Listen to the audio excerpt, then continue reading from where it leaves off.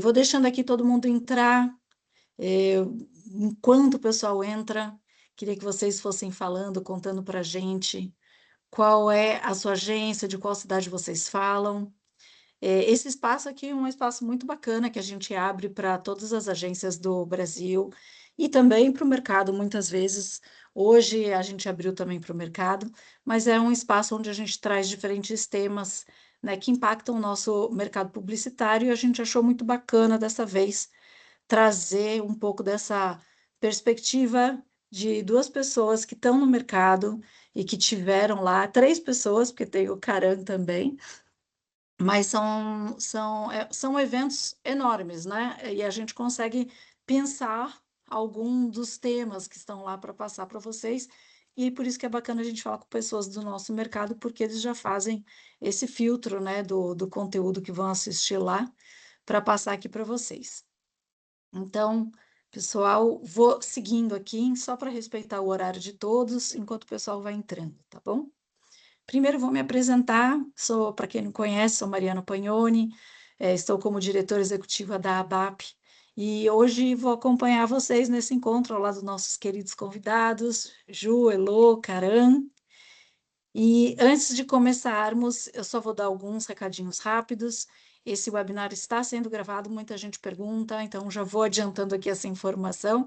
E essa gravação será disponibilizada depois para vocês no nosso canal do YouTube, que é aberto para todo mundo, tá?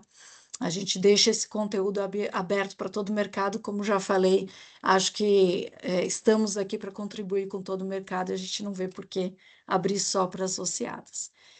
O microfone de vocês também está mutado, só para evitar esses ruídos no meio da conversa, mas se vocês quiserem abrir a câmera, são super bem-vindos. E para a gente poder ver quem está aqui com a gente no webinar, fiquem super à vontade. Qualquer comentário, dúvida, pode enviar pelo nosso chat. A gente acompanha e vai guardando aqui as perguntas para responder para vocês no final do webinar. E, de qualquer forma, no final da apresentação, a gente vai ter um momento de perguntas e respostas também. Queria só rapidamente aproveitar essa oportunidade para falar um pouquinho da ABAP, para quem vem de fora e não conhece ainda. A ABAP é o espaço de articulação coletiva do ecossistema publicitário. Nós mudamos essa denominação faz um par de anos, porque a gente sabe que o mercado mudou, e falar que éramos uma associação só de agências de publicidade, a gente entende que já não representa todo o rol de agências que a gente tem hoje no mercado, com toda a digitalização, enfim, né, trade, influencers. Então, nós reunimos todo esse público aqui dentro da associação. Estamos há mais de 75 anos, né, representando esse mercado. Então, este ano fazemos 76, né? E trabalhamos para valorizar e fortalecer o mercado publicitário brasileiro. A gente sempre gosta de falar, né, que a gente representa a todos, mas a gente sempre quer resgatar a criatividade, né, do nosso país, que é tão reconhecida lá fora e é tão importante para o valor que as agências entregam para as marcas, né? Então, o nosso papel aqui é apoiar as empresas de comunicação e publicidade na construção do que a gente define como presente, mas que a gente até vê como futuro, né? Porque esse mercado tem se modernizado numa velocidade enorme. E eu acho que o SXSW é um reflexo, né, disso, e a gente vai falar aqui um pouquinho dessas inovações. Acho que é importante aqui a gente põe um panorama geral de tudo que a gente faz, não vou entrar em detalhes, mas vou falar assim super rapidamente do que a gente tem feito. Temos feito webinars, nesse último ano fizemos diversos webinars, como AI, reforma tributária, licitação NR1, entre outros temas. Estivemos em Cannes o ano passado também, dentro do Espaço da Globo, celebrando os nossos 75 anos. Publicamos uma pesquisa super importante que se chama Por Dentro das Agências. Se vocês tiverem curiosidade de ver, foi conduzida pela Deloitte, está no nosso site. Fala muito sobre como está o panorama das agências, né, nesses últimos 13 anos, de 2010 a 2023, e a gente consegue olhar para toda essa evolução rápida que eu aqui citei. Fizemos um guia de licitação junto ao Sinapro Finapro, do Dr. Paulo Gomes, que está sendo distribuído para todas as prefeituras, né, para eles saberem como fazer uma boa licitação. Tivemos a nossa primeira edição do evento ABAP 360, que foi em Maceió. É um encontro super importante numa regional que conectou todo o mercado e levamos discussões super importantes para as agências. E a gente esteve em universidades falando sobre jovem talentos. A gente tem incentivado muito, temos um banco de talento e temos incentivado isso dentro das universidades. E a gente lançou um programa especial de AI com o Piro Marcondes, que além de um guia orientativo, webinar, a gente vai ter uma masterclass que eu vou falar aqui. Então, a gente tem olhado muito para a AI, né, para todos esses colaboradores das agências associadas. Aqui falando um pouquinho, né, esse programa é só para associadas. Então, se vocês não se associaram ainda, fica aqui o convite, né? A gente bate um papo depois, a gente deixa os nossos contatos. Mas acho que é importante dizer, né? O PIR, a gente já lançou esse guia de AI e lançamos um curso, e agora o PIR vai fazer uma masterclass falando com lideranças das agências, específico de como lidar com essas mudanças dentro das agências. E aqui fica o convite também para quem é associado e ainda não está inscrito no nosso curso. Temos um curso feito com a Templo, gratuito e exclusivo para associadas. É imperdível, são 5 horas de conteúdo totalmente grátis para os associados. Então, quem ainda não ativou as suas licenças, escaneia aqui o QR Code, vai levar vocês para uma landing page, vocês preenchem e a gente logo entra em contato para vocês inscreverem todos os colaboradores. Não tem limite de número de colaboradores, grandes grupos, pequenas agências podem se inscrever. Então, peça para o RH da sua agência fazer esse cadastro, ou façam vocês mesmos e passem para eles, né, essa demanda que a gente entra em contato com vocês. Acabou meu jabá, mas eu acho sempre importante a gente falar, ter essa oportunidade, quando tem essa oportunidade, dar esses recados. Queria agora apresentar nossos queridos convidados. Para mim é um prazer estar aqui com vocês hoje de manhã, só gente bacana, amiga e parceira de mercado, que é muito importante a gente falar disso também, né? Bom, primeiro, contando que nesse encontro a gente vai traduzir esse mundo de informações que vem do SX-SW para a realidade das agências brasileiras. A gente vai conversar sobre esses aprendizados práticos e macro tendências que vão pautar nas suas vidas, né, e o mercado global nos próximos meses. Apresentando aqui primeiro o Karan Novas, que é cofundador da Toulon, jornalista jornalista especialista em criatividade, marketing, conteúdo e publicidade, que vai apresentar as principais tendências do mercado e conduzir um bate-papo com a Elo, que é a Heloísa Santana, presidente executiva da Ampro, que vem fazendo um lindíssimo trabalho. Muito parabéns, Elo, e é especialista em marketing de experiência. E a Ju Nascimento, presidente do GAN, que também, Ju, com todas essas novidades na sua vida, você tem conduzido ações muito importantes para o mercado no GAN, e agora, né, entrou como CRO da Brivia Group. Bem-vindas. Eu vou aqui até tirar aqui aqui tá o nosso tema, eu vou tirar aqui a minha apresentação. Para começar, o Caran vai apresentar 7 destaques do evento para contextualizar nossa conversa. Caran, passo aqui a apresentação e a palavra para você. Obrigada. Boa, boa. Obrigado, gente. Bem-vindos, bem-vindas. Obrigado aí por dividir um pedaço importante dessa manhã com a gente. Como a Mari comentou, acho que a ideia aqui é mostrar rapidamente, isso aqui é uma apresentação bem grande que eu costumo fazer pós assistir SW, mas eu tentei fazer um recorte aqui para a gente falar um pouquinho das principais tendências que a gente identificou por lá esse ano. Então, é uma apresentação bem mais curta, bem mais dinâmica, mas eu acho que serve principalmente para a gente iniciar essa conversa com a Elo e com a Ju, para elas trazerem um pouco do que elas viram por lá. Acho que é mais legal é isso. A gente tem perfis muito complementares, muito diferentes, então a visão de um é muito diferente da outra. Eu acho que é muito o que é o SXSW, inclusive, né? O SX é um evento extremamente plural. Você pode, se você for arquiteto, se você for médico, se você for designer, se você for publicitário, qual for a sua profissão, a sua especialidade, faz muito sentido estar num evento desse. Você vai ver muitas coisas interessantes sobre o seu setor, coisas que não são do seu setor, mas que vão mexer com você, como pessoa, como cidadão, como profissional, como membro de uma sociedade. Então, o SX é diferente de um grande congresso, das indústrias onde a gente atua, mas também faz esse papel muito bem. Acho que é um pouco do que a gente vai ver por aqui. Então, rapidinho, eu sou o Karen Novas, sou especialista em criatividade, conteúdo, marketing e publicidade, um pouco mais de 20 anos nessa indústria, né? Em 2017, eu iniciei a Toulon, que é uma consultoria de comunicação focada no nosso universo de marketing e publicidade, trabalhando junto com agências, produtoras, empresas de mídia e de serviços de marketing como um todo. Sou jornalista de formação, comecei em redação, então passei como repórter especial, editor, diretor de conteúdo, em veículos como o próprio Mark, fui diretor de conteúdo do Reclame no Multishow, UOL, Estadão, Época Negócios, Record, Clube de Criação, 89. Até hoje venho colaborando com esses veículos, principalmente dentro desses grandes eventos internacionais, para falar um pouco do que a gente traz de tendências e de aprendizados. Tive 16 participações já no Cannes Lions, esse ano foi minha quinta participação no SX, e costumo também frequentar outros grandes eventos, especialmente dentro da indústria criativa, como o Enshow, London, Eloho e etc. Mas estamos aqui para falar um pouquinho do que voou pelo SXSW esse ano.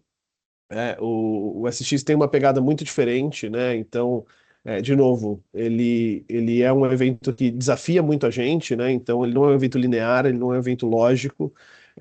Não à toa que foi lá que nasceu, alguns anos atrás, o termo FOMO, né? O Fear of Missing Out, ou seja, tem tudo acontecendo ao mesmo tempo. Será que eu estou perdendo alguma coisa? Onde estão meus amigos? Eu estou vendo uma coisa, pode ter alguma coisa melhor acontecendo. Queria ver as duas, ou as três, ou as 10 que estão acontecendo ao mesmo tempo em lugares diferentes e não vou conseguir, a gente tem que lidar com isso.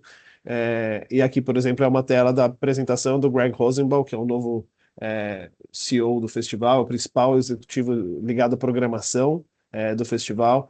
E aí ele apresentando um pouquinho disso, né? Faça um plano, mas se prepare para destruir seu plano e refazê-lo, né? Abraça a descoberta, entenda as pessoas que estão perto de você. Então é muito interessante o quanto a gente consegue também interagir com outras pessoas nesse universo. E aí a gente faz novas amizades, muitos brasileiros, inclusive, né? A gente teve muito brasileiro lá, vamos passar por isso, mas muita gente que a gente ouve falar daqui, conhece de mercado daqui, e lá você encontra num show, você participa de uma palestra junto, você bate um papo. Então ele é um evento que também pela questão do networking e por você conhecer pessoas diferentes, é um evento muito importante. Passando rápido pelos números, então esse ano foram 7 dias de evento, até o ano passado eram 9, eles deram uma enxugada e misturaram também as trilhas de cinema e de música. Antigamente era um pouco mais dividido, hoje está tudo junto. 13 trilhas de conteúdo, e aqui também você vai especificamente de tecnologia, a marketing e comunicação, a mobilidade, a SG, então você passa por muitos dos principais pilares ali. Se você quiser fazer alguma coisa direcionada, você consegue. Se você quiser ver um pouco de tudo, também é super possível. Mais de 850 painéis, sessões e conferências, né? Então você tem uma presença muito plural nesse sentido. Você teve mais de 200 mil participantes, em média, né, cerca de 60 mil credenciados. Eles nunca divulgam esse número oficialmente, ou eles demoram muito para divulgar, mas a estimativa do próprio festival é essa, né, os 60 mil credenciais, ou seja, para você entrar oficialmente nos principais eventos, você tem que ter a badge, o credencial, mas a cidade inteira é tomada pelo evento, né, Austin, especialmente o bairro de Downtown ali, é tomada pelo evento, então você está participando de tudo ao mesmo tempo. Muita gente que não tem credencial, que simplesmente vai para a cidade para entender o clima e tal, consegue ver muitas palestras, consegue assistir muitos shows. Então, a participação no SGSW vai muito além de quem está necessariamente credenciado. 450 ativações de marca, esse é o número oficial do festival. E esse ano, a estimativa do próprio festival também antes do final é de 2.500 brasileiros. Ano passado foram 2.300, então a gente aumentou ainda a participação do Brasil esse ano. E é a maior delegação não americana, não estadunidense do evento. Então a gente realmente abraçou de uns anos para cá, especialmente depois da pandemia, o SXSW. Não só a delegação brasileira está crescendo, mas o Brasil está crescendo muito lá, né? Então você teve um ano muito efetivo de Jasper House, né, da Casa de São Paulo por lá, com shows, eventos, uma programação enorme, mais de 6 mil pessoas durante o evento como um todo. Você teve esse ano pela primeira vez a Casa Minas, então você teve também essa nova participação brasileira por lá. Muitos brasileiros nas palestras, nos painéis, nos grandes eventos, nos shows. Então o Brasil tem uma participação muito efetiva dentro da CXSW hoje. E aí, começando aqui as tendências, eu acho que a principal, para mim, é a questão do futuro, né? O futuro não é mais como era antigamente. A SX vem se pautando sobre o futuro, a discussão sobre o futuro há muito tempo, né? E aí, quando você ia 10 anos atrás para a SX, o futuro era 10 anos depois. E aí, quando você ia 5 anos atrás, o futuro era sobre um ano depois. Hoje, o futuro é o mês que vem.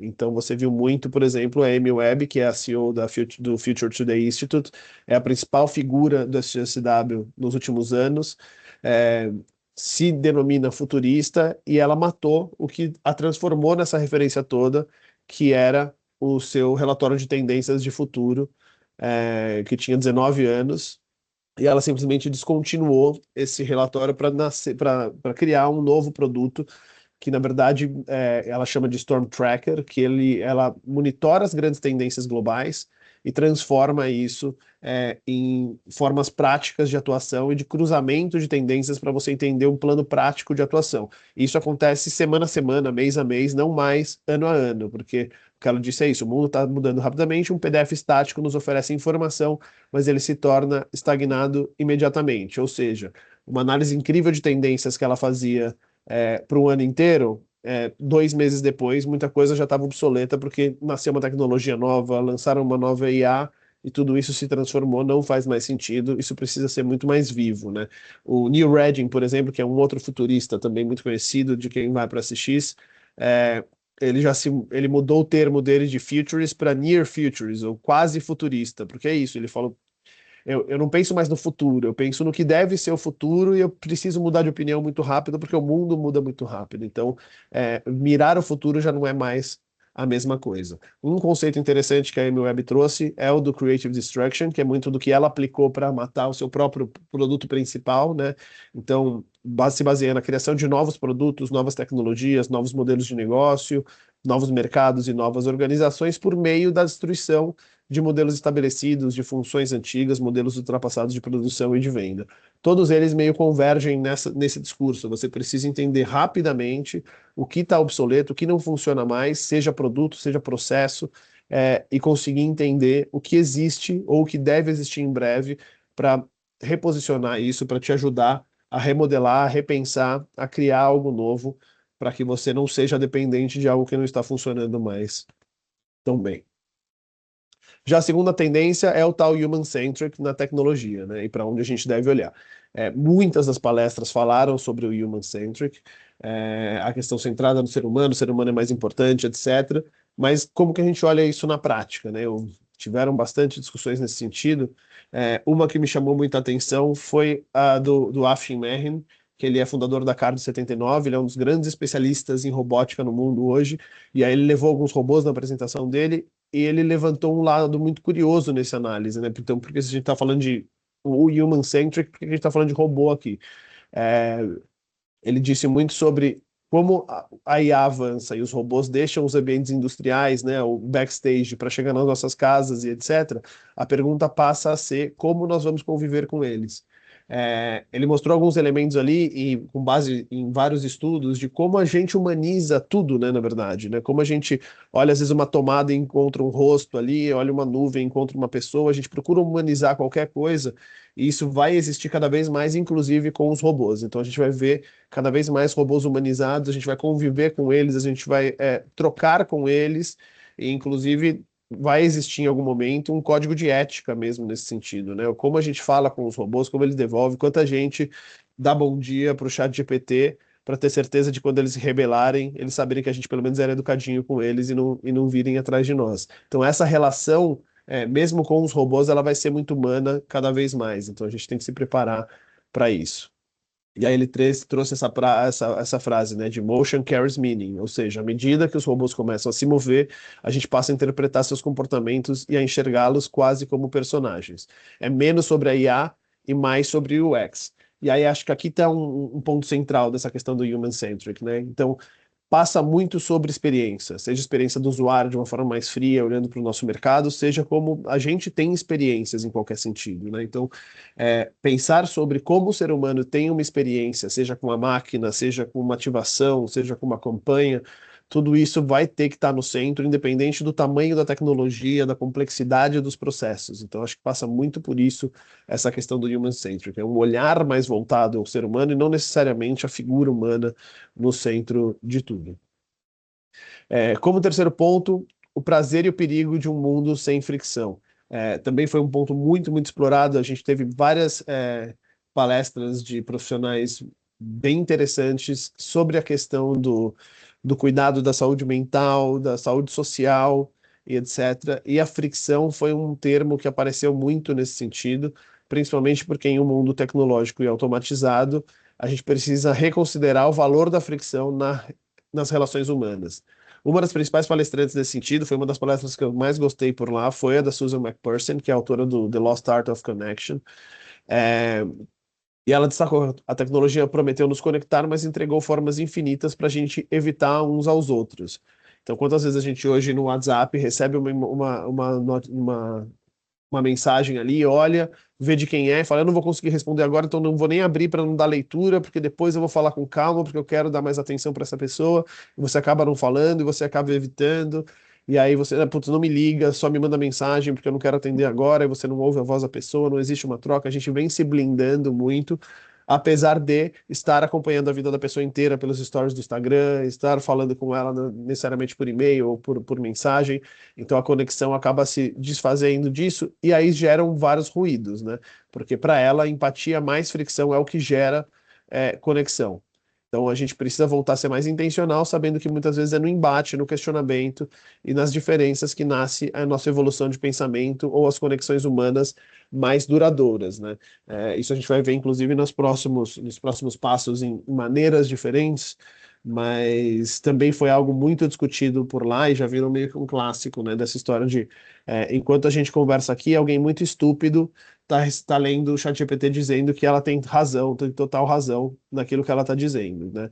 Então, enquanto você se acostuma com a tranquilidade, né, com o conforto da tecnologia falar que você está sempre certo, que você é incrível, que está tudo bem, você não se prepara mais para qualquer tipo de conflito, de atrito, de fricção nas relações humanas e você passa a se distanciar das pessoas, se distanciar de uma relação que não concorda 100% com você, e você vai para um extremo, e esse extremo, inclusive, pode chegar à solidão, à falta de contato social. Então, esse é um elemento muito importante para a gente rever na nossa vida e, às vezes, até provocar essa fricção para ter a certeza de que a gente está conseguindo ter um debate de ideias mais forte, uma troca realmente verdadeira e repensar conceitos que de repente não estão tão bem construídos e a gente pode revisá-los com a ajuda de uma outra pessoa, trazendo um ponto de vista diferente.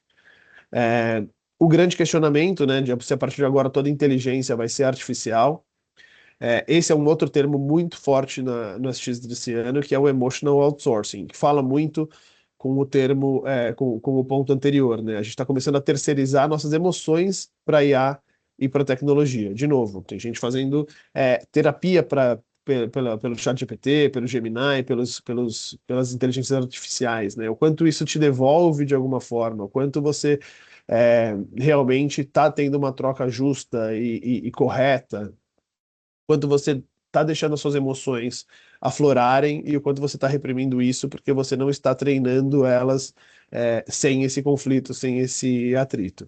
E por que que as pessoas fazem isso, né? Deixam isso mais para inteligência artificial e para tecnologia e menos para um amigo, para um parente, para um psicólogo de verdade?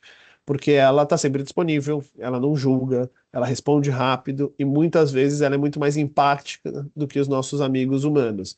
Então, esse falso conforto entrega a gente para esse lado, mas isso traz vários perigos. Primeiro, porque a própria inteligência artificial não está preparada para isso, né? Outra palestra muito interessante foi a da Hannah El-Khalioumi. Ela é cofundadora da Blue Trip Venture e ela teve um dos primeiros podcasts sobre inteligência artificial no mundo. É, e ela destacou que a gente está construindo inteligências artificiais extremamente inteligentes, mas emocionalmente analfabetas, ou seja, As inteligências artificiais ainda não têm a capacidade de nos entender, de entender as emoções, de entender as diferenças na fala, no tom de voz, nas expressões, para devolver o que a gente realmente precisa devolver, o que a gente está tentando transmitir, muito além do nosso texto e do nosso prompt, né? Então ela disse, se a IA vai interagir o tempo todo com humanos, ela precisa entender nossas emoções. Caso contrário, ela estará sempre incompleta. Já no ponto 5, se a IA traz riscos reais, né? Então, sim ou com certeza. É, várias palestras ali foram um pouco mais caóticas, a gente achou até que teriam mais embates nesse sentido, mas tiveram questionamentos muito interessantes e um pouco assustadores, alguns deles, inclusive, de como as pessoas estão utilizando a inteligência artificial de uma forma complexa e perigosa, no sentido de, na verdade, em todos os sentidos, né? Na exposição de dados, de informações sensíveis, de quanto elas já estão atuando de uma forma contraintuitiva na questão social, na questão pessoal, né? Então, como ferramentas já estão automaticamente, nem a favor de uma pessoa por trás ou de uma empresa por trás, atuando para controlar as pessoas, para evitar um aumento de uma perda de receita, uma negociação, até no quesito de chantagem, isso já acontece de forma prática, não é mais ficção científica. Uma dos questionamentos que a Faith Popcorn trouxe, que também é uma futurista bem reconhecida, que é, se a IA sabe tudo e está disponível 24 horas por dia, será que ela começa a ocupar um papel semelhante ao de uma divindade ou de um oráculo? Porque algumas pessoas já estão tratando ela praticamente assim. Então, tem gente que joga por lá qualquer questionamento da vida e o que volta é o que a pessoa acredita. E algumas inteligências artificiais já estão alta, por si, evoluindo para se tornar oráculos, para se tornar uma religião, para se tornar a palavra. E quando a gente considera essa a palavra, a gente começa a perder critério, a gente começa a perder controle, a gente começa a ser facilmente manipulado, assim como já acontece muitas vezes com o discurso humano, cada vez mais pode acontecer com o discurso virtual. O Matthew Prince, o cofundador e CEO da Cloudflare, ele, que é uma empresa focada na questão de segurança digital, né, ele trouxe esse dado de que com a ascensão da IA generativa e as necessidades insaciáveis por dados, a gente suspeita que em 2027 o tráfego de bots já vai ter ultrapassado o tráfego humano na internet e vai continuar crescendo depois disso. Qual que é o maior risco aqui? A gente vai ter a maior parte da internet alimentada por informações que a própria internet está produzindo. As inteligências artificiais vão se basear nas informações que as outras inteligências artificiais estão produzindo. Então, aquela promessa de que a inteligência artificial consegue ler tudo que o ser humano já produziu e entregar para ele um resumo, uma análise diferente, um dado de conhecimento, vai cada vez mais estar comprometida, porque nem sempre ela acerta, né? Muitas vezes ela alucina, muitas vezes ela encontra fontes que não são confiáveis e etc. E ela está produzindo esse conteúdo e as próprias inteligências artificiais vão começar a consumir esse conteúdo como verdade e nos desinformar, seja de propósito, seja sem querer, com base no conhecimento que elas estão absorvendo e gerando novos desconhecimentos, novas desinformações, e isso vai escalar cada vez mais. Então, isso é um perigo extremo também nessa questão, fora a questão dos dados mal utilizados, né? Então, hoje, por exemplo, quando a gente usa um wearable focando na saúde, ele pode ajudar muito a gente, mas ele também pode jogar contra no momento que uma empresa de saúde começa a utilizar esses dados para entender se essa pessoa é hipertensa, eu vou duplicar o preço do plano de saúde dela. E você simplesmente está usando um anel para correr e para se divertir, para fazer qualquer coisa, e esses dados de forma deveriam ser sigilosos, estão sendo usados contra você mesmo dentro desse universo. Indo já para o final, a sexta de 7, cultura e comportamento, autenticidade gera comunidades e mais. Uma outra discussão muito importante ali foi de fandoms e tribos, né? Então, quando a gente fala de comunidade, acho que esse termo está muito bem estabelecido, muito fácil de entender, mas quando a gente passa principalmente para a questão das fandoms, a gente não está falando só da base de comportamento, né? A gente está falando de um nível mais profundo de pertencimento de cada um deles e como isso pode ser um diferencial fundamental para participar da conversa e gerar uma conexão profunda com o público. né? Então, quando a gente fala de comunidade mesmo de fandom, a gente sempre pensa na indústria dos games, por exemplo, etc.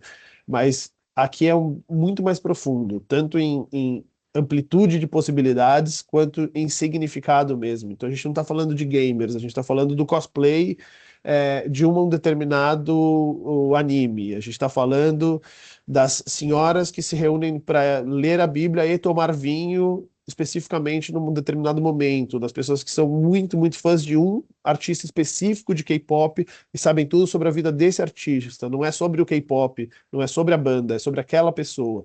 Então, quanto mais você entender esse comportamento, quanto mais você conseguir colaborar de forma genuína com isso e não tentar entrar na conversa de forma estabanada ou tentar simplesmente se comunicar como a publicidade tradicional faz nesse aspecto específico, você vai ter mais dificuldade, né? Então aqui a gente está falando que isso vale para as marcas, vale para gestores, vale para artistas, qualquer um que precisa gerar uma conexão real. Então isso demanda muito estudo, demanda muito entendimento de comportamento, demanda você plugar pessoas que têm essa vivência, que têm essa conexão, que estão dentro desses fandoms, para que você tenha uma participação mais efetiva, né?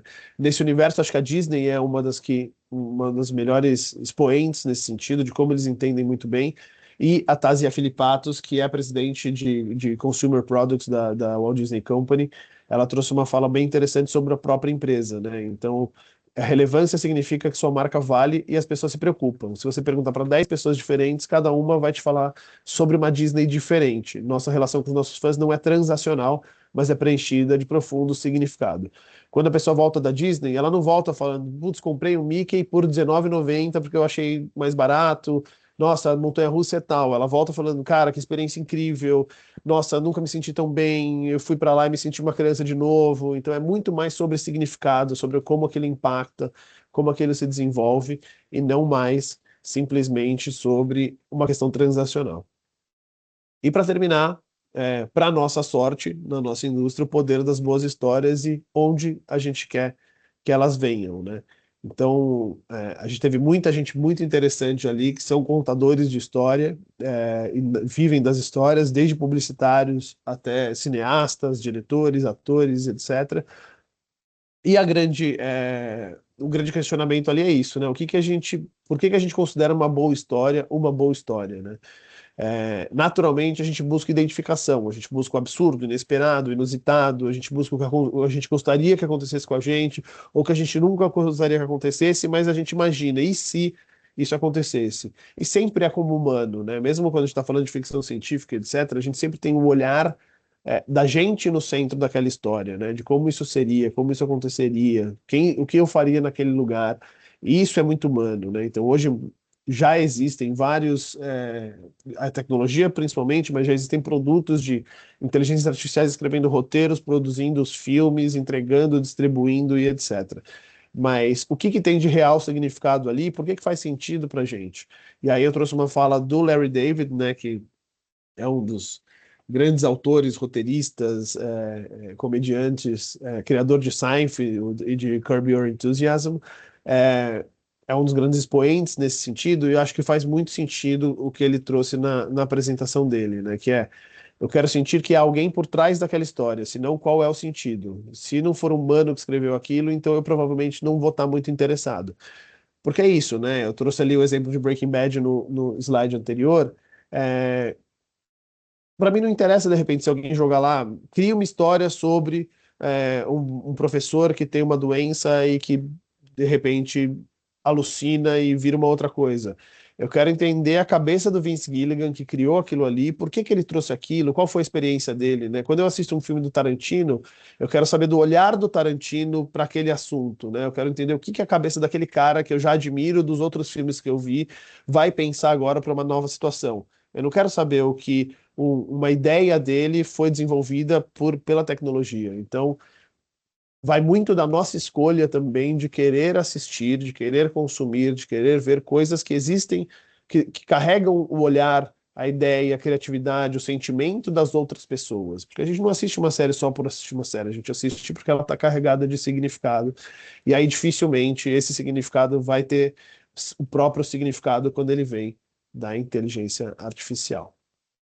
É isso, para quem depois estiver interessado na palestra total, ou trocar uma ideia sobre isso também, meus contatos estão por aí. É muito fácil, né? Não tem outro Carango Novas na rede, então é super fácil de me encontrar também. Então vai ser um prazer conversar com vocês. Muito obrigada, Karan. Bom, a gente viu aí que tecnologia AI não deixa de ser o tema da vez. E aí agora é conversar sobre o que fazemos com esta tecnologia que vem, acho que assim, influenciar, arrasar, surpreender. A gente precisa entender como lidar com todos esses aspectos que a AI tem mudado e, mais uma vez, sempre com a visão não só para o ser humano, em termos dela substituir, mas como você bem disse, o engajamento e o interesse do ser humano que está na ponta em ouvir aquela mensagem e se engajar, o que é essencial para a publicidade, né? A criatividade dos nossos seres humanos são únicas exatamente por isso, porque a gente consegue identificar o contexto, a cultura e traduzir isso numa ideia criativa, né? Então, muito bacana que a gente vê, mais uma vez, que isso está sendo discutido a fundo. Agora eu vou passar a palavra. Agora eu fiquei agora sem saber se é Elo ou Ju, se tem uma ordem.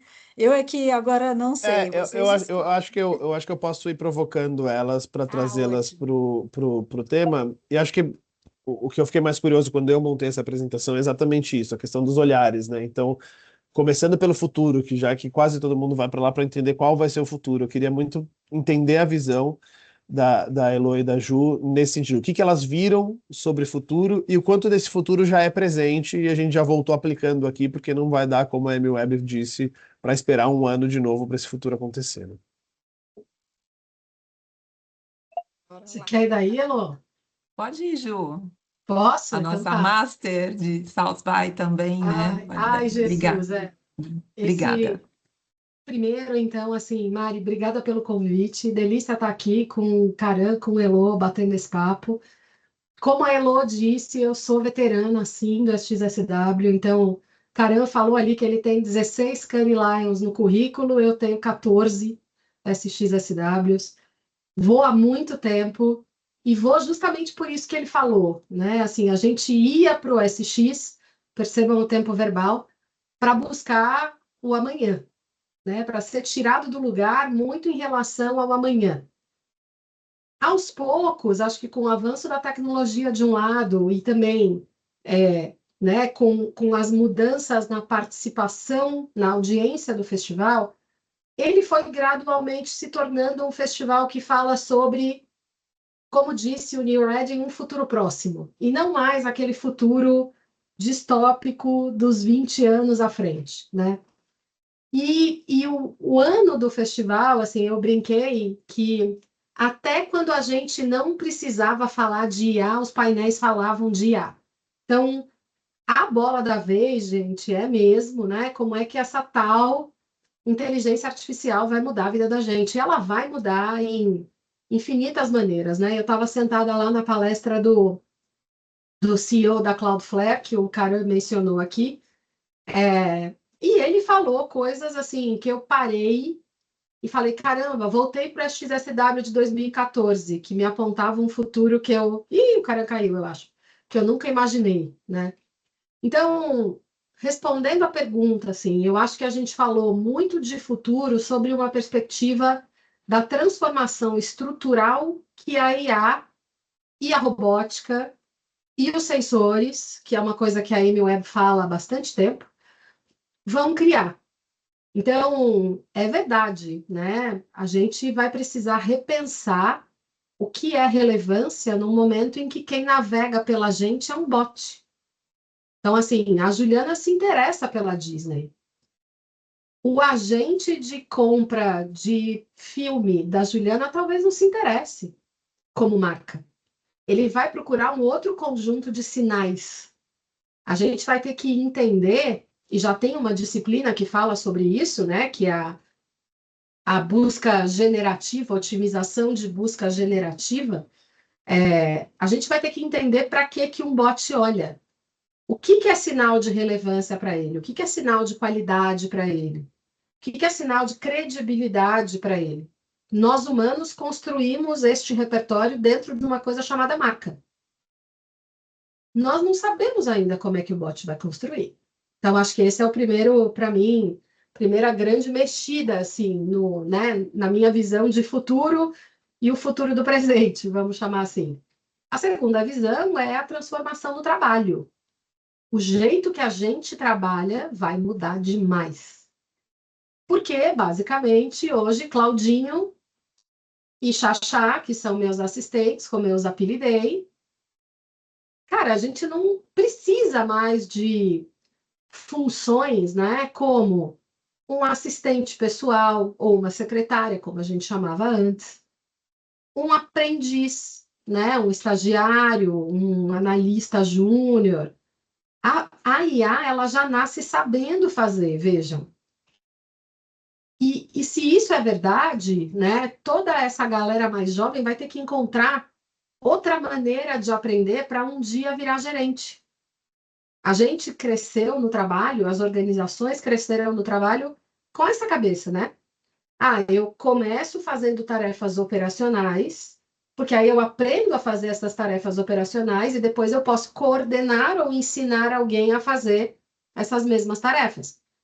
Essa dinâmica vai mudar, gente, porque talvez a gente não tenha mais pessoas fazendo tarefas operacionais. E aí vem para mim a terceira transformação fundamental, que é a educação. Eu tenho muitos amigos que têm filhos, eu não os tenho, escolhi não ter filhos, mas quem tem filho hoje ali na idade, eu vou dizer pré-faculdade, para mim deve estar com um nó na cabeça enorme, se está acompanhando isso tudo que a gente está discutindo. Porque as pessoas vão sair da faculdade para fazer o quê? Qual que vai ser a primeira função de alguém que acabou de sair do ensino superior? E vejam, eu estou assumindo que o ensino superior ainda vai ter lugar, porque eu estou assumindo que a gente vai precisar continuar por um bom tempo ainda, né? Olhando como curadores, como orquestradores, para o que esse monte de tecnologia faz. Então, assim, quando eu olho para o futuro, esses são os grandes vetores. O primeiro, muito, né, no nosso olhar do que a gente faz, que é a história do que é a nova marca. O segundo, como é que nosso trabalho vai mudar. E o terceiro, o que acontece com a educação, gente? O que acontece com a sociedade? Então, esses são os meus 2 centavos aí. Adoro esse termo aqui. Vou já engatar, Ju, agradecendo novamente aqui o convite, né? Mari, toda a turma da ABAP, que turma queridíssima. Agradecer aqui a oportunidade de estar com o Caran, a gente nunca se falou aqui em palco, então adorei aqui o seu resumo, fiz uma série de anotações aqui, e agradecer carinhosamente aqui, tá ao lado, uma honra com a Ju, que foi minha madrinha, né, uma madrinha pelo segundo ano consecutivo de SXSW, muito generosa do ponto de vista de compartilhamento de conhecimento, de dica para quem está chegando agora. E esse ano, Karan, ao encontro da sua pergunta, eu procurei olhar o SX, né, o festival, com mais generosidade, com menos tensão nos conteúdos, naturalmente ali representando 207 associados, e fiz todo o meu gabarito em marketing de experiência. Os temas que a gente viu, que a gente leu, as tantas horas, eu já ouvi After SX mais de 100 horas de apresentações aqui, e para mim o recorte é muito do futuro do marketing da experiência, que é onde é o lugar que me cabe, é o lugar que eu escolhi falar, trazer dentro da minha bagagem, né? Então, o que a gente ouviu bastante? Pessoas no centro de tudo. Quando você digita o termo SXSW 2026, vem essa resposta de imediata, com todos os especialistas ali, desde Esther Perel, que é super, né, também embaixadora do evento, mora na cidade, Daniel Mota, que foi um brasileiro foi muito interessante, eu tive a oportunidade de vê-lo antes, e ele deu um teaser da palestra, e eu fiquei muito impressionado. Daniel Mota, ele falou sobre burnout, futuro do trabalho, que foi um pouco ao encontro do que a Ju trouxe, que é como é que como é que fica a educação, como é que fica a formação das pessoas, né, geração Z para frente, em tempos de inteligência artificial e de robôs humanoides. Como é que fica isso? Como é que fica essa questão, né? Enfim, eu acho que aqui tem até uma oportunidade para a gente fazer um novo encontro. Mas no caso aqui, a bagagem que eu trouxe sobre futuro, que eu coloquei dentro da minha bagagem sobre futuro, é como é que as marcas, nos dias de hoje, onde marketing de experiência é uma grande escolha estratégica, é importante dentro das iniciativas de comunicação e marca, ou, desculpa, comunicação e marketing, como é que elas podem conversar com as pessoas, onde as pessoas estão cansadas, tem uma camada de pessoas que estão, infelizmente, com a questão de saúde mental, isoladas, usando, né, como você trouxe, Karan, as pessoas quietinhas ali, as pessoas deixando, depois eu respondo, e o depois vira o depois ou não vira nada. Então, como é que as marcas, de forma legítima, elas conseguem de fato entregar autenticidade, verdade e o propósito, né, ali, o objetivo onde elas precisam se conectar com as pessoas, sejam pessoas num momento de business to business, principalmente, né? Quem nunca entrou numa sala de congresso, de conferência, cansado, e ali sai com um monte de informação corporativa e não sabe nem por onde começar. Então, qual é a responsabilidade das marcas e dos desenvolvedores de experiências para poder respeitar esse momento esse momento da sociedade global e também num momento onde as pessoas estão num festival, num parque de diversão e como é que essas marcas elas emprestam novamente verdade, autenticidade e deixando a tecnologia num segundo plano. Né? Não, a tecnologia não pode ser um dificultador, um inibidor para que a pessoa faça as suas interações. Então, é um futuro meio presente aqui, que eu trouxe na minha mala. Puxando para fugindo dessa questão tecnológica nesse primeiro momento, falando das pessoas, né? A gente falou das pessoas no centro o tempo todo, human-centric, etc. O que que vocês viram ali? E eu acho que esse ponto é bem interessante pelo lado da Elo, pensando em experiência, né? Pensando na área de eventos, de ativações, etc. O que que vocês viram de realmente interessante, que realmente traz a gente de novo para o centro da conversa, para o centro da experiência, ou alguma tecnologia que mais nos ajuda a ter um lado humano do que necessariamente nos diferencia? Vocês encontraram alguma coisa ali, seja em tendência, seja de forma prática, que a gente se reposiciona como o centro da conversa, das atenções ou da experiência? Eu vou falar um pouco de comportamento e mais de visão estratégica aqui, Karan, que é o Júlio Solares. Ele é um especialista em marketing de experiência, né, um especialista, consultor. Foi uma palestra muito na veia sobre o valor da experiência ao vivo. Acho que numa frase, assim, foi ele trazer que os eventos nos dias de hoje, eles não podem ser de falsificados. E aí eu faço um paralelo com um relatório de confiança da Trust Barometer, que um dos vários bullets ali, ele trazia que as pessoas ou as sociedades em desenvolvimento, elas estão confiando cada vez mais naquelas marcas que estão perto das pessoas. E, de novo, com legitimidade, né? Então, o Júlio fala, cara, você tem que fazer uma coisa de verdade, você tem que trazer uma mensagem de verdade.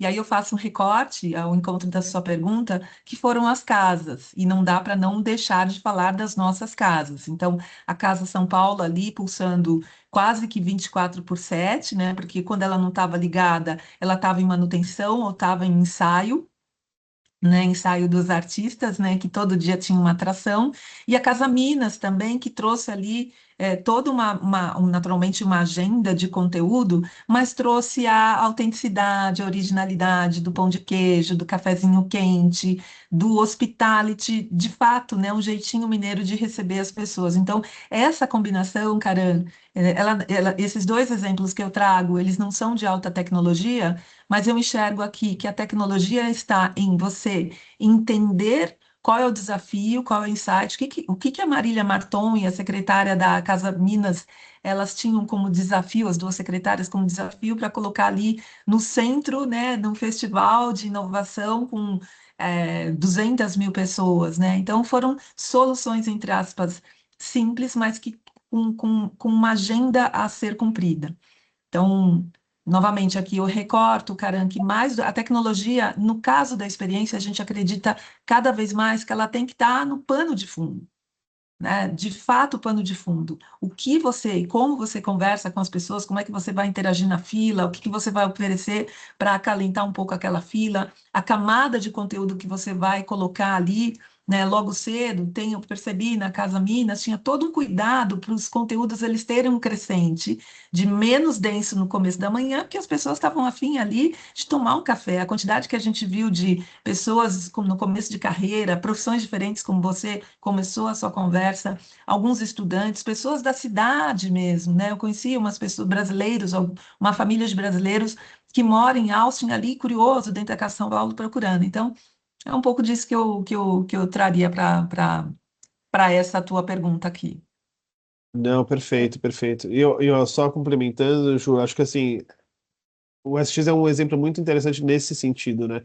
Enquanto a gente vai lá procurando a maior tecnologia possível, o futuro do metaverso, como a gente vai se conectar no futuro, e tudo bem, vamos se encontrar na Casa Minas para tomar um café? Você vai estar na Super House, onde vai ser o evento? A gente desesperado por essa troca humana, onde você vai estar, que a gente vai estar junto, vamos almoçar, vamos jantar.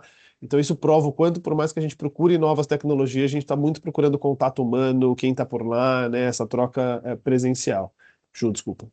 Imagina, e os melhores insights às vezes saem da conversa, como você trouxe lá no teu primeiro slide, que você tem na fila com alguém que você nunca viu, né? Então, assim, o poder do humano, ele continua sendo enorme, né? E eu diria até que isso que a Elo trouxe não vale só para o, né, pro setor, para a disciplina de experiência. Uma das coisas que a gente mais ouviu, uma das palavras que eu mais ouvi nas palestras que eu escolhi foi agência, agency em inglês. E não é agência de publicidade, gente. Agência é domínio, é intenção, é controle. E como falou a Elo, e falava muito o VP de tecnologia da casa em que a gente trabalhou juntas, tecnologia não é fim, tecnologia é meio. A gente humano precisa saber o que fazer com ela. A gente humano precisa limitá-la. A gente humano precisa usá-la para o melhor possível, né? E a parte difícil é que nem todo mundo no mundo é bem intencionado, né? Então, tem um trabalho também de bastidor, eu vou chamar assim, mas que é importantíssimo, de construir novas estruturas legislativas, jurídicas, chama como a gente quiser, né? Novas regulamentações, porque, como dizia o tio do Homem-Aranha, quem tem grande poder tem grande responsabilidade. E as big techs hoje têm muito poder, gente. Né? Pensa na massa de dados que esses caras têm hoje ali no cérebro deles. Né? Então, para mim, essa questão do human-centric, para além dos pontos que vocês já trouxeram, né? O Karan com a fricção e com como isso é importante, né? O combo empatia-fricção para gerar conexões duradouras, né? A Elo com esse olhar de o humano vem primeiro e a gente precisa alimentar o humano que tem na gente. E aí, né, o meu aqui é, não vamos esquecer que quem manda nesse negócio é a gente. E é fácil de esquecer, né, gente? Porque a tecnologia, também, como falou o Karan ali, como ela não te truca, como ela não te contraria, ela é muito sedutora. Muito, muito, muito sedutora. E é por isso que as pessoas estão fazendo terapia com o chat GPT, porque terapia boa, quem já fez sabe. O terapeuta dá uns presta atenção na gente, que a gente vai parar lá do outro lado do Rio Pinheiros. E é duro, né? Agora, o chat GPT, cara, se você falar para ele, e esse caso é real que eu vou contar agora, tá? A minha terapeuta recebeu um paciente que estava fazendo terapia com o chat GPT. O paciente ameaçou para a plataforma dizer que ele não estava mais achando que era importante viver. E a plataforma virou para ele e falou: Ah, eu acho que sua vida é muito ruim mesmo, melhor você se matar. Então, para pensar no que é isso, né? A Elô falou da Esther Perel ali no começo. Tem 2 podcasts da Esther que quem fala inglês eu recomendo demais que escutem, que eu acho que são o penúltimo e o antepenúltimo agora na lista dela. Um deles, gente, é uma sessão de terapia de casal entre um homem e a sua inteligência artificial. Vou repetir, terapia de casal. Tá bom para vocês? Não, É o Her na prática, né? É o É Her. isso. Na É, prática. Total. é uma mistura. Desculpa, Karen, eu tive essa impressão que eu Imagina. interrompi, desculpe.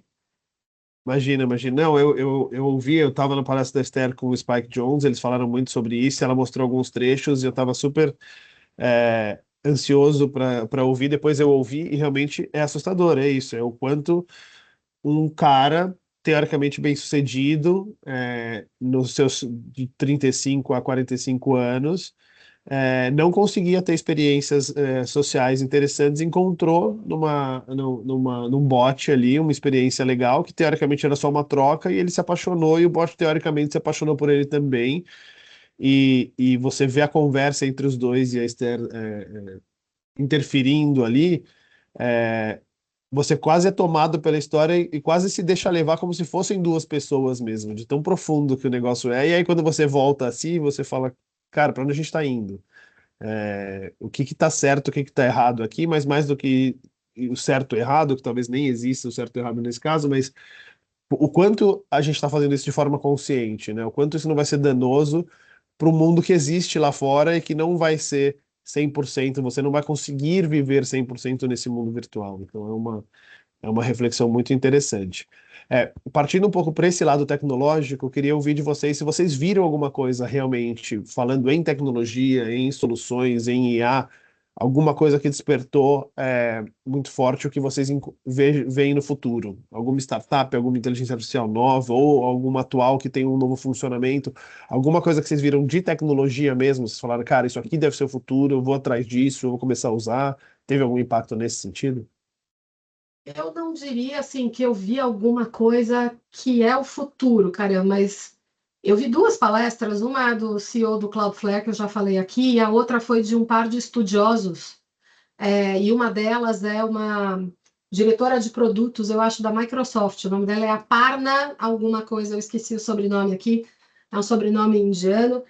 E eles estavam falando sobre como você deve construir os seus produtos e serviços hoje em tempos de inteligência artificial. Então, assim, o futuro para mim se desenhou muito na palestra do Matt Prince. Eu acho que ela foi assim, e ela foi bem, na minha visão, bem distópica. Essa palestra está aberta no YouTube para quem quiser ver. Então, dá para procurar lá no canal da XSW. E aí, esses 2 caras vieram falar um pouco sobre como é que a gente protege os nossos produtos digitais num mundo em que os modelos vão engolir tudo. Os modelos, gente, quando eu falo dos modelos, eu estou falando das plataformas de inteligência. Eles são quase buracos negros, assim, porque eles atraem muito dado e, ao ter muito dado, eles se tornam cada vez mais potentes, né? Então, quando a gente olha, por exemplo, para o caso, eu não sei quem já ouviu falar de uma startup que começou ali, eu acho, tem uns provavelmente 3, 4 anos, chamada Jasper. Era uma startup gringa que prometia fazer conteúdo publicitário de qualquer espécie, muito fácil, muito rápido, com inteligência artificial. A Jasper, muito rápido, virou um unicórnio. Unicórnio, vocês sabem o que é, né? É um valuation muito grande. Aí, Google lançou o Pomeli, que é um modelo de criação de conteúdo e peças publicitárias nativo do Google, e Claudinho lançou o Cowork. O que aconteceu com a Jasper? Puf! A gente está começando a ver startup ficar obsoleta. Prestem atenção nisso. E aí, essa dupla trouxe uma visão que eu achei duca, que é a única coisa que blinda a gente de ser, vamos dizer, vítima do buraco negro é conhecimento e dado proprietário. Então, eu vou usar agora uma referência aqui da minha vida real. Uma coisa que eu não falei ali quando eu me apresentei, porque é uma linha pontilhada na minha vida profissional agora, é que eu sou sócia de uma startup que olha, né, para democratizar cérebros e para automatizar processos, chamada Tiger AI. E a gente está fazendo um produto de inteligência artificial para o Nizango a Nizai. O que faz a Nizai ser diferente do Claude? O conjunto de dados proprietários que a gente coloca dentro dela, que vem diretamente do cérebro do Nizam. A visão de mundo dele, a forma que ele pensa, as estruturas, né, de formação de conteúdo dele. Isso, em especial, tudo que não é público, o Claude nunca vai ter. Então, a reflexão que fica aqui é quais são as coisas que cada um de nós, né, nas nossas casas, temos que são efetivamente proprietárias. Sejam elas metodologias, sejam elas dados.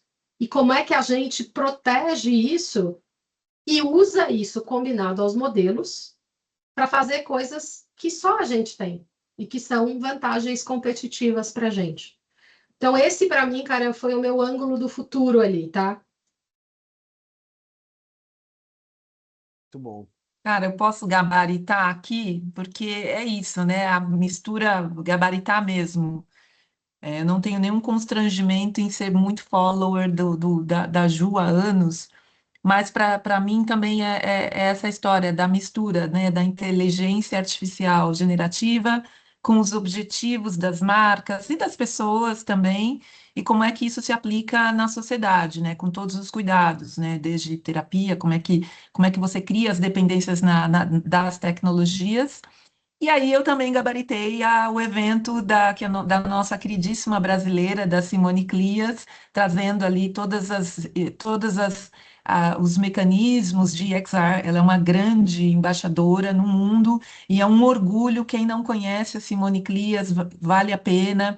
Ela é uma pessoa extremamente próxima, super querida, é fundadora da Associação de XR no Brasil.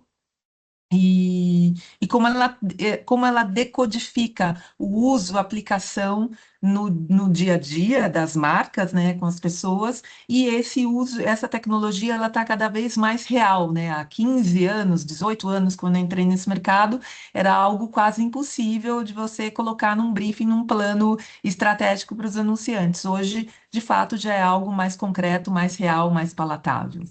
Então, é sobre isso. Não, perfeito. Acho que essa área, inclusive, que a Simone é uma das curadoras, né, de experiências de realidade virtual, realidade aumentada, acho que se democratizou muito, óbvio, se a gente for falar de uma experiência em casa, como achamos que isso ia acontecer muito mais rápido, né, de você ter um óculos da Apple, um óculos da Meta, e você ter uma experiência 100% imersiva dentro da sua casa, ainda é muito distante.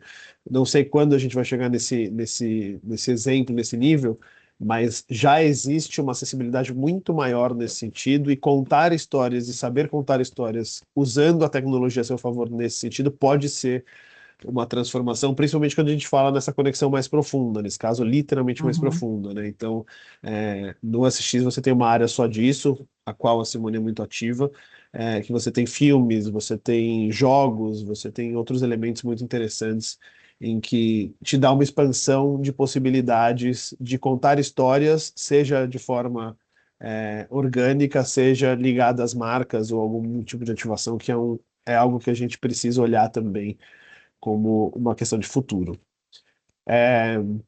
Para já ir quase para o final aqui também, a gente abrir para perguntas da audiência, eu queria que vocês analisassem um pouco do Brasil nessa área de inovação, né? De novo, somos a maior delegação que não é fora dos Estados Unidos dentro da SXSW. Esse ano, mais de 2.500 pessoas num evento onde não é barato você comprar uma credencial, não é barato você viajar para lá, muito menos se hospedar por lá. Então, demanda um investimento, demanda uma dinâmica, demanda uma agenda minimamente flexível para você gastar pelo menos 6, 7 dias dentro de um evento. Isso mostra o quanto a gente está dedicado e engajado a entender o futuro, né? Então, eu queria entender com vocês, dentro desse setor, desse universo, onde a gente se posiciona, né, o Brasil se posiciona na visão de inovação, no protagonismo de pensar, usar, criar, desenvolver soluções de inovação hoje na nossa indústria e mesmo fora dela.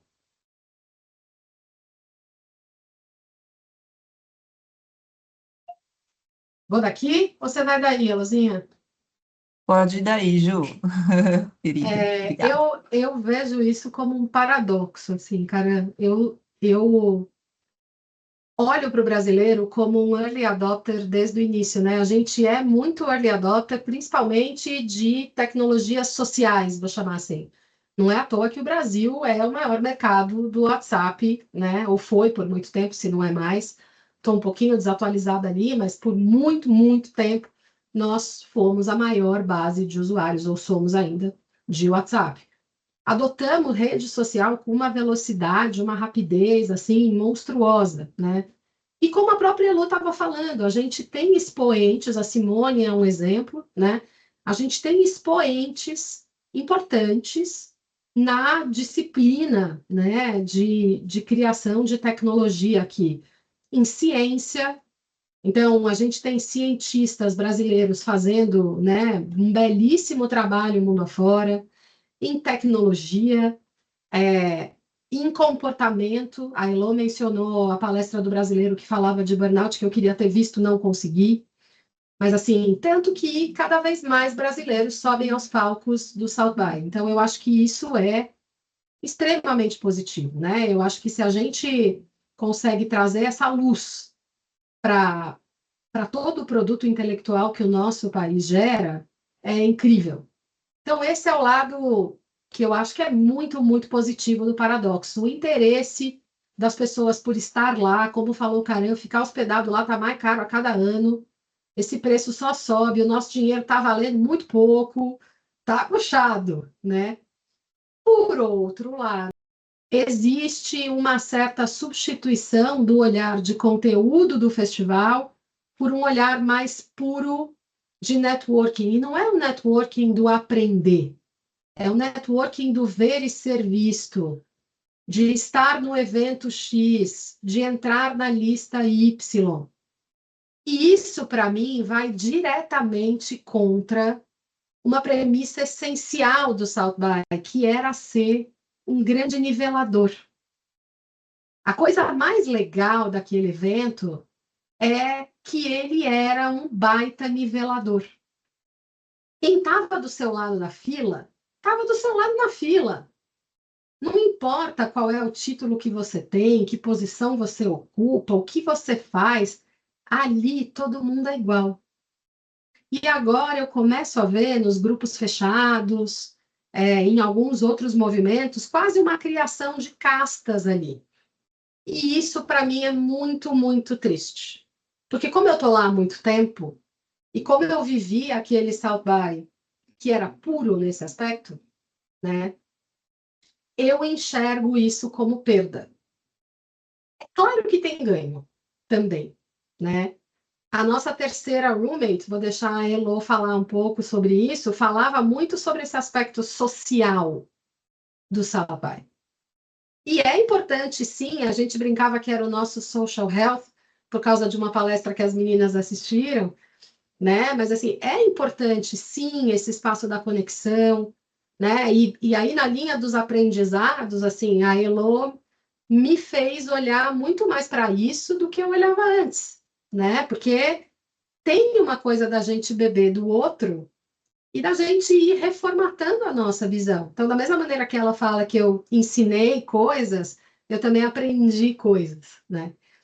Mas eu olho assim para essa, vou chamar assim, para essa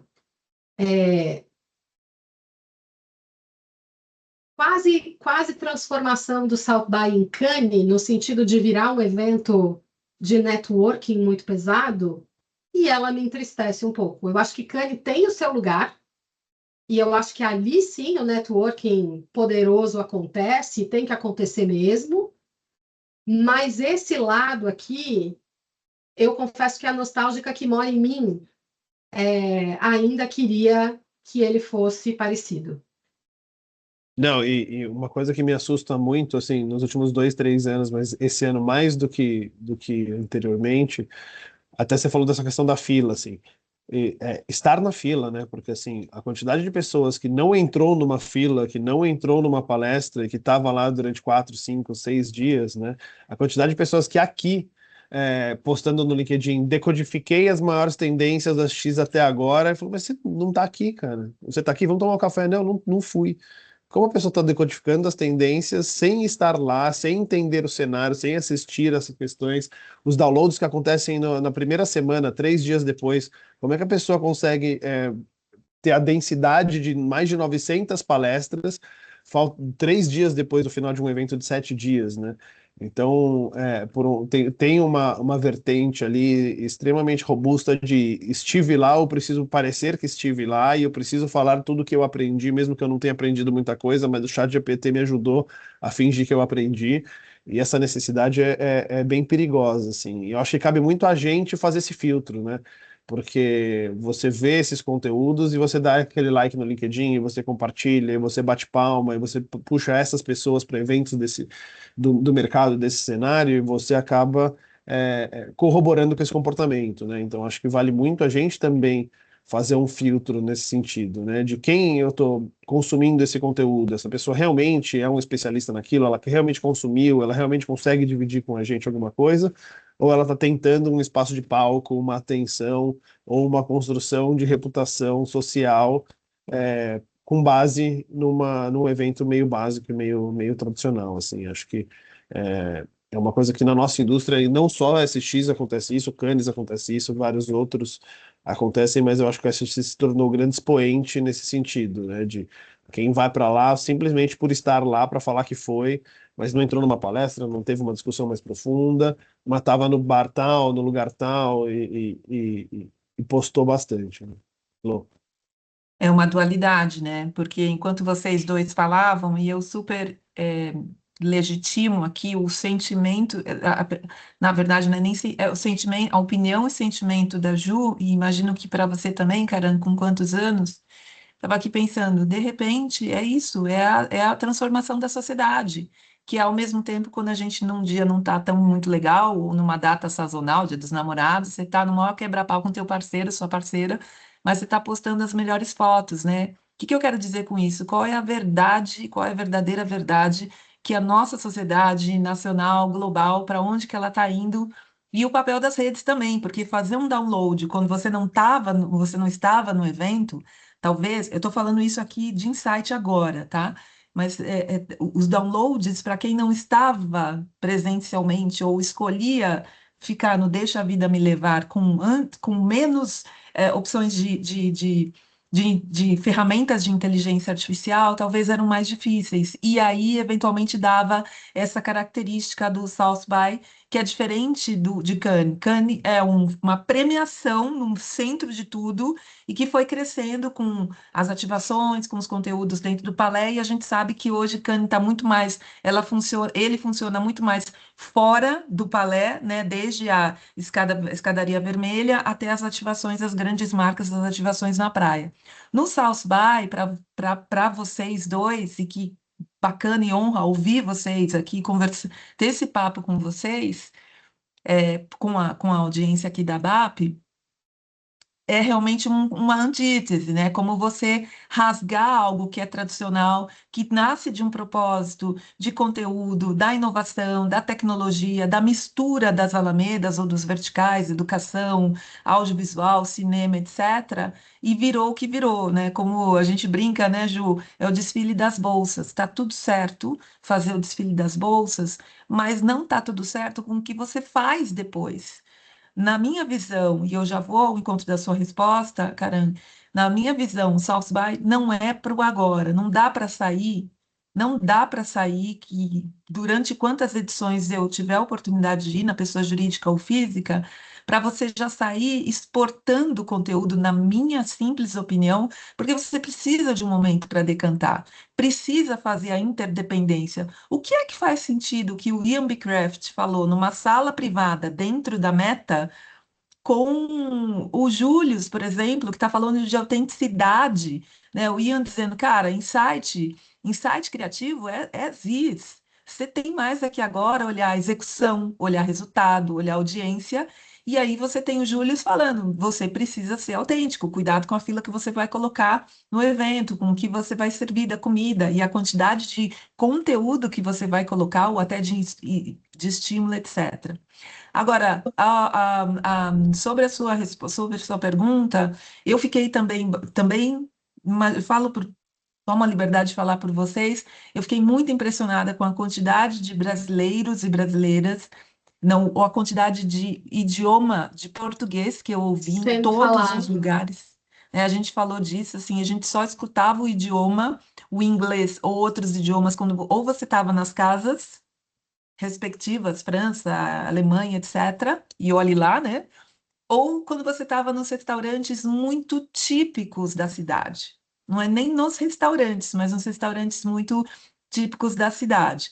Eu espero de verdade que, novamente, eu faço recorte aqui, e escolhi este ano falar muito, muito, muito sobre marketing de experiência, que é o hype, e que bom que é o hype, porque dá resultado quando bem aplicado. É que eu espero de verdade que os brasileiros e brasileiras que estiveram lá consigam trazer nas suas bagagens boas entregas, boas experiências e confirmações daquilo que eles estão e que a gente está estudando. Né? O SX não é um oráculo. Esse ano, para mim, serviu das palestras que eu assisti e que eu depois assisti, né, nas gravações, ele serve como um marcador de confirmação e o outro insight, novamente, pessoal, dentro da cadeira aqui, da vertical de Brand Experience. E, de verdade, eu espero que para o nosso país a gente continue implementando as melhores campanhas, as melhores experiências. A Ampro tem um prêmio, que é o Ampro Awards, e que ano a ano vem crescendo com a quantidade de inscrições e nas categorias de base, como construção de marca, como ideia criativa, ou até mesmo como evento, o uso do inesperado, como, por exemplo, a Heineken colocando um festival onde ela não coloca o line-up, e que foi incrível, né? Mesmo com os pontos de atenção e de melhoria, a coragem desta marca no Brasil, né, que é super spotlight nas operações, ter, né, de fato, a coragem para colocar um evento, isso é pura experiência na veia. Com o quê? Marketing de experiência com conhecimento, conhecimento local e, e legitimidade, né? Esta marca permite, porque ela tem a personalidade dentro dos festivais. Então, esse é o meu olhar, né? Então, um insight real, né? O que também a gente ouvia muito lá, porque é legal, etc. Mas eu trago também que, assim, o insight hoje em dia é commodity. Neste nosso caso aqui, o que vale mesmo, né? O que vale que está escrito é a execução, uma execução bem feita e o resultado. Tanto assim que quando a gente olha premiações nacionais e internacionais, esses são os dois pilares que mais tem peso, né, para olhar se de fato foi legal ou se foi só mais uma campanha e que não merece reconhecimento. Então, eu espero realmente que a gente consiga ver, não num senso de urgência, mas ao longo do tempo aí, o que a gente escutou do ponto de vista de pessoas no centro de tudo, como que se trabalha uma sociedade global que vem apontando doença, solidão. Fiquei muito impressionada com os dois exemplos que vocês trouxeram. Eu já tinha ouvido um caso que, inclusive, deu no New York Times, também que a pessoa foi no limite, entrou no desespero. No caso dessa pessoa, o prompt dela acabou. Simplesmente a AI falou, cara, chega, agora eu não quero mais conversar com você, não quero mais te dar solução nenhuma, e a pessoa simplesmente bugou, entrou num colapso mental total. E eu espero que a gente consiga, ano a ano, né, aproveitar e trazer e usar, enfim, as ferramentas, olhar o comportamento humano e que a gente tenha uma sociedade legal e mais plural, mais coletiva e mais legal. Boa, boa, demais. Só uma coisa que você me fez lembrar, Elo, com esse papo, e é o que a Esther levantou no podcast que a gente comentou, é, que muita gente fala, eu não sei lidar, por exemplo, com a perda e com a morte, etc., num relacionamento, por isso que eu me sinto mais confortável com a inteligência artificial. Só que a gente esquece que essas inteligências artificiais são de empresas, de companhias que podem descontinuar o serviço a qualquer momento. Então, você pode estar casado com um parceiro virtual, extremamente feliz e contente e ouvindo as coisas no café da manhã e etc. E no dia seguinte, essa empresa simplesmente descontinuar o seu serviço e você literalmente perdeu de um dia para o outro o seu par romântico, o seu companheiro, o seu porto seguro, né? Então, até nisso a gente corre o risco do luto quando você está se Verdade. relacionando mesmo virtualmente. Para a gente É fechar, eu Black devolvo. Mirror, é o né, Her cara? de novo, né, Exato, cara? Tem Black exato. um, Mirror também. tem um episódio. Então, com uma boa dose de Black Mirror junto. É. Para eu terminar e devolver para Mari, e aí também a gente abrir para perguntas, eu queria só saber rapidinho de vocês duas. A gente viu muito o que vai mudar, o que está mudando e o que deve mudar. O que vocês acham, baseado no que a gente viu por lá, que não vai mudar, que vai continuar exatamente igual, pelo menos pelos próximos anos? Tem alguma coisa que vocês perceberam? Meu, isso aqui não muda, percebi que isso vai continuar na mesma mesmo. Eu ia fazer uma piadinha interna. O Pitts não vai mudar. Mas É bem é possível isso, que não. o Pitts ele faz parte, né? É incrível. A gente tinha a nossa terceira roommate, como a Ju falou, nunca tinha ido, ela queria ir toda noite. Eu dizia, cara, não, já é. Enfim, mas também é o modelo mental de cada um, né? O Pitts não vai mudar e tudo aquilo que está lá dentro também é o encontro dos transeuntes da cidade com as delegações internacionais. Eu, ano passado, escrevi um artigo, inclusive agradecendo e homenageando a Ju e dizendo que o artigo basicamente falava de generosidade e o quanto a cidade fica generosa para receber o festival. Então, na minha opinião, essa é uma característica com Convention Center ou sem Convention Center nos próximos 4 anos. Isso, de fato, na minha visão, não vai mudar. Senti, infelizmente, uma cidade mais vulnerável em termos de violência, mas isso também é uma outra história que fica para um cafezinho. E eu entendo que não vai mudar o recorte da é a mistura, né? O tudo ao mesmo tempo agora, é óbvio, porque faz parte do festival, mas não, e as pessoas, né? Então sempre vai ter uma camada de especialistas, de profissionais e oxalá que seja uma quantidade de brasileiros cada vez maior falando sobre pessoas.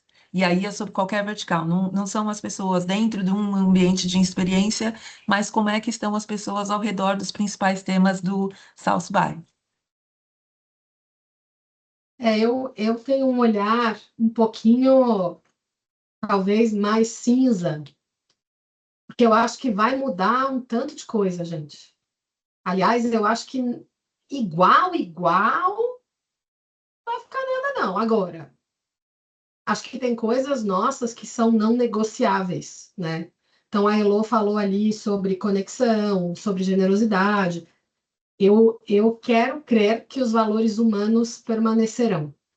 Então, acho que se eu fosse fazer uma aposta no que não vai mudar, eu diria que é isso, mas eu tenho cá meus medinhos, tá? Não vou negar, não.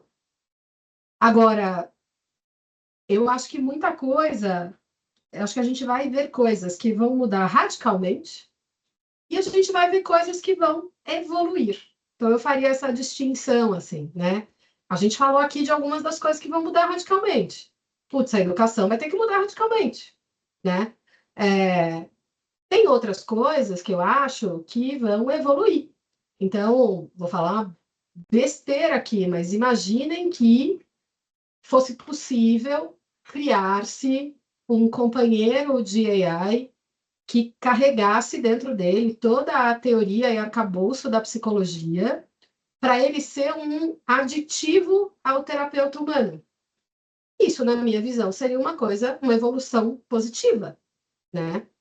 Do jeito que está, não funciona, não dá. Mas será que dá para a gente, né, olhando para as possibilidades, com agência, como eu disse, a palavra do evento, a gente construir algo que funciona? Então, o que ficou para mim foi muito isso, assim. Mas que vai mudar, gente, eu acho que vai mudar para burro. Boa. Mari, temos algo? Pois então, eu até escrevi aqui, se alguém quisesse fazer pergunta para ficar à vontade, mas se alguém quiser levantar a mão para fazer alguma pergunta, também fiquem à vontade. Eu tinha até preparado aqui algumas perguntinhas, mas, cara, eu acho que você tocou todos os temas e as meninas também, né? Se ninguém levantar a mão, eu vou fazer só um wrap-up, porque também o nosso horário já deu, já vai dar 11 horas e a gente teve, graças a Deus, um tempo bom para a gente discutir todas essas questões. Quando o webinar é de 1 hora, fica um monte de coisa no ar. Eu adorei poder ter vocês aqui por 2 horas. Agradeço demais também o tempo de vocês, que eu sei que o nosso dia a dia é enlouquecedor. Ju acabou de assumir aí uma posição. Elô também, como diretora executiva aqui da ABAP, eu vejo que Elô também tem todo um dia a dia super corrido, Caran também. Então, assim, é super precioso vocês dividirem esse conteúdo conosco. Mais uma vez, vai ficar no YouTube e a gente sempre acaba levando ondas de pessoas a cada newsletter que a gente faz e tal. Então, eu digo, é um food for thought, acho que para o ano todo. Então, assim, eu acho que espero que seja muito revisto esse webinar. E eu queria ver, deixa eu ver se alguém aqui colocou pergunta. Aqui, o Josué. Como vocês entendem a AI não como ferramenta em propaganda, comunicação e marketing, mas como estrutura, processo, sistema? Eu não sei, eu congelei aqui, acho que a Elô congelou, Então, mas vocês estão me ouvindo, né? Eu sim, então congelei. assim, não, Desculpa. congelou não, Mari. Eu acho que a gente falou um pouquinho sobre isso, né, Josué? Assim, quando a gente fala das mudanças estruturais, né, mudar a nossa forma de trabalhar, né? Então, isso, para mim, é estrutural, né?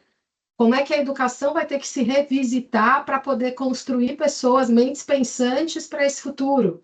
Também é estrutural.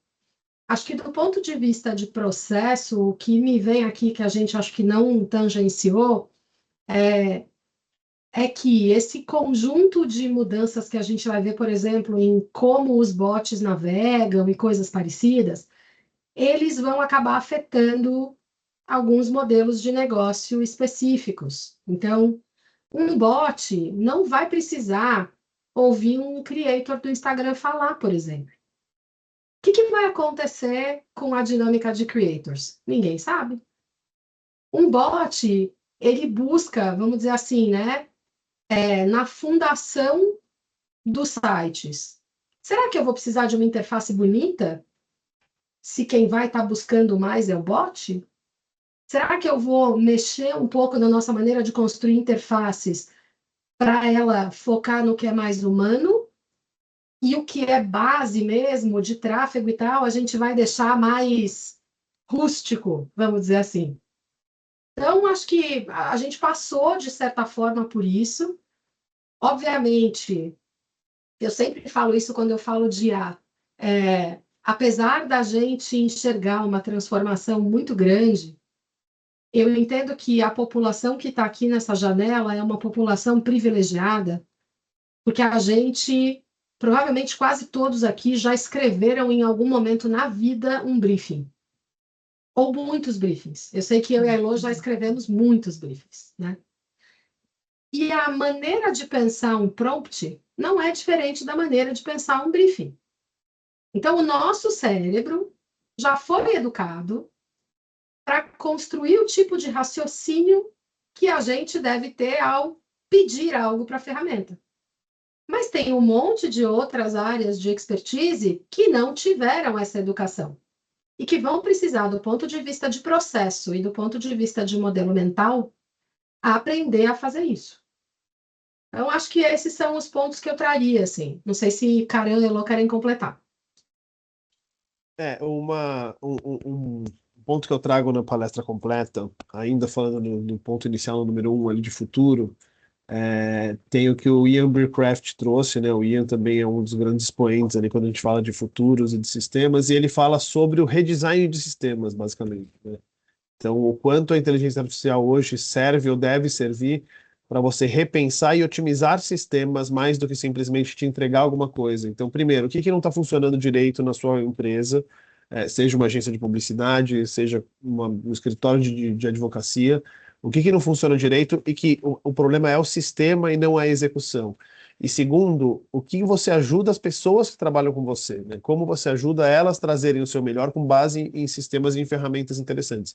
Então, o olhar mais macro, principalmente quando a gente fala de gestão, para entender quais são os gargalos e o que as pessoas precisam para performar, para trabalhar melhor, para entregar o melhor delas dentro desse ecossistema, é, isso é mais importante pensando na IA como solução, como meio, do que necessariamente a ferramenta que vai fazer tudo sozinha, a ferramenta que vai produzir para você, a ferramenta que vai substituir o valor humano. Então, esse pensamento de redesenho de sistemas e de processos, eu acho que está aí muito o valor da IA a partir de agora.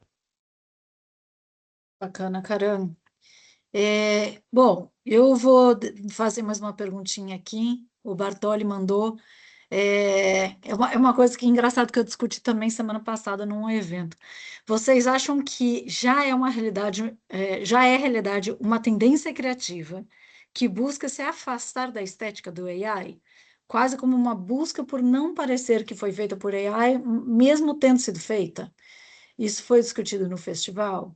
Acho que é um pouco daquela questão de que tem gente que não está recebendo muito bem, né? Quando percebe que foi feito com AI por tudo isso que a gente já conversou. Vocês gostariam de comentar? Alguém gostaria de comentar? Posso comentar rapidinho? Eu entendo que vai existir um lugar, sim, para comunicação feita com AI. O que eu acho que está acontecendo, que está gerando essa baixa receptividade, é que, como tudo que é novo, as marcas estão usando para tudo. E aí, lugares que são lugares que deveriam ter uma voz ou um olhar mais humano, vou dar um exemplo aqui, tá? Comunicação de Natal. Comunicação de Natal, por definição, é uma comunicação emocionante. Olha aí o que faz a John Lewis na Inglaterra, Coca-Cola todo ano. Então, assim, esse não é o lugar de usar AI. O lugar de usar AI é outro. É na comunicação, né, mais cotidiana, é na comunicação que precisa de escala. O que você faz para aquela grande data e que, de novo, celebra os valores humanos, deveria conectar a gente em nível emocional. Não precisa de escala, é uma execução. Então, por que mesmo a gente está usando AI para isso? E aí eu acho que, como tudo que é pendular, a gente vai muito para um lado e daqui a pouco estabiliza ali no meio, sabe? Boa, Ótimo, né? João. Eu tenho uma visão muito parecida. Eu acho que, assim, para mim, algumas coisas são inegociáveis. Então, se eu entro num aplicativo de comida, por exemplo, e a foto do prato é de IA, eu já fujo na hora, porque se o cara precisa tornar fake o básico que ele vai vender, a coisa que eu vou comer, eu não vou confiar naquele estabelecimento, entendeu? Então, eu acho que algumas coisas não faz nenhum sentido. Na contramão, assim, acho que passou um momento que todo mundo queria mostrar que sabia trabalhar com IA e trabalhava com IA de algum jeito. Então, era o feito com IA era meio que um orgulho, assim. Olha só como eu já sei fazer com IA, olha como ficou incrível e etc. Agora a gente está indo para um elemento onde ele é o facilitador, mas ele só feito com IA joga contra, né? Então, assim como o influenciador usa o hashtag não é publi, muita gente vai começar a usar o hashtag não é IA para falar, ó, eu fiz isso de verdade, tá, gente? Isso aqui sabe, tipo, aquela foto do Valoriza. Instagram, a foto do Instagram bonita, que se você botar que é sem filtro, é mais legal do que com filtro, porque realmente foi a foto que você tirou. E então a IA vai passar muito por isso até chegar no processo, assim como as grandes produções hoje, ninguém discute se aquilo foi feito na pós ou não foi feito na pós. Se for uma questão da IA otimizando o processo, tá tudo certo. Se for a IA substituindo um olhar humano, uma questão mais prática, eu acho que aí a gente vai começar a ter um ruído sim negativo. E eu acho que eu tenho ouvido falar muito também dessa questão de, talvez numa mesma campanha, o que dessa campanha eu posso usar com AI e o que não, né? As pessoas, eu vou usar pessoas reais e tararara, de repente um fundo eu posso brincar ali, fazer com AI e tal. Então, eu acho que esse bom senso né? Da gente valorizar o que vai trazer o resultado para aquela marca, ou o resultado de impacto para aquele consumidor final, né? Muito bacana. Alguém tem. Eu queria só fazer um wrap-up, se alguém não tiver mais perguntas, mas talvez fazer só aqui uma rodada rápida, Ju, Elo e Karan. Que recado que vocês dariam para os líderes de agência que estão aqui?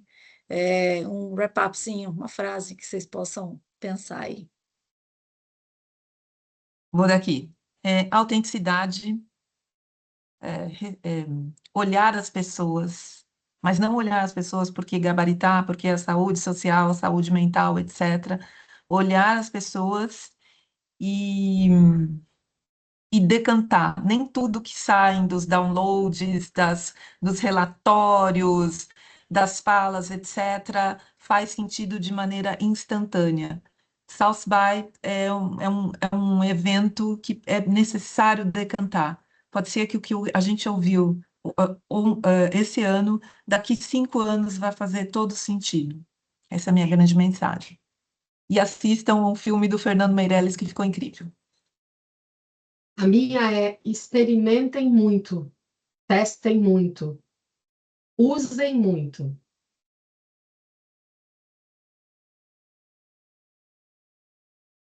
Eu acho que só para fechar é a questão da, assim, mantenha a criatividade à frente, né? Então, assim como quando começou a sair o finado CorelDRAW e as pessoas começaram a desenhar pelo computador e não mais na mão, as pessoas e agora isso vai destruir a indústria, não vai ser a mesma coisa, o traço é o traço, e isso foi se evoluindo o que era realmente criativo continua se destacando, mesmo com a inteligência artificial e com as tecnologias, continua no mesmo, assim. Se tiver uma criatividade muito forte por trás, se tocar as pessoas, etc., não vai fazer diferença se o ursinho foi feito na animação X ou pela inteligência artificial, mas assim, cuidado com a produção, alguém que tenha esse olhar na hora de produzir, independente se está fazendo isso na mão ou com IA, a criatividade, a mensagem final é muito importante. Então, entender como ferramenta, entender como meio, entender como algo que habilita a nossa criatividade. Então, a criatividade ainda vai ser um motor e talvez seja o único diferencial, porque cada vez mais a ferramenta está na mão de qualquer um. Então, se você não tiver essa criatividade para se diferenciar, você vai acabar aí sim se equiparando com outros concorrentes, às vezes muito menores que você, inclusive. Ju, você levantou a Já mão? falei. Não, não. Desculpa, você levantou Desculpa, a a mão mão que também. levantou aqui à toa. Não, sorry, Fica gente. tranquila, imagina. Pessoal, mais uma vez, queria agradecer a presença de todos vocês, tanto os nossos queridos palestrantes, quanto todo mundo que esteve aqui presente. O nosso próximo webinar vai ser divulgado em breve também. Elô, também estamos entrando bastante, né, na questão de diversidade, que é um dos pontos que você realmente está muito à frente. Então, em breve, acho que a gente vai te ver aqui de novo, Elô. Já deixando aqui o convite. Só chamar. Obrigada. Pessoal, obrigada. Encerro aqui o nosso webinar. Uma boa manhã, uma boa semana para todos e um bom futuro feriado, né? Porque a gente merece também dar uma descansada. Boa. Bom demais, gente. Beijo para todo mundo. Beijos, Valeu, pessoal. gente. Beijão.